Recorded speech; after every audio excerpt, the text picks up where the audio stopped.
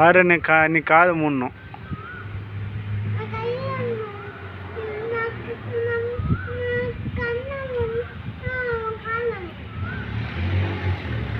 நிதிஷ் நீ எதுக்கு வாய முடிங்கிற?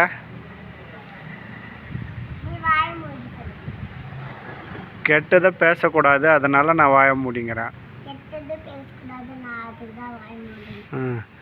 வேதவேஷன் நீ அது கண்ணு முடிங்கிற? கெட்டதை பார்க்கக்கூடாது, அதனால கண்ணை முடிங்கிறேன். ஆரணே நீ எதுக்கு காது முடிங்கிற? கெட்டதை கேட்கக்கூடாது, அதனால் காதை முடிங்கிறேன். ஓகேவா? எல்லாம்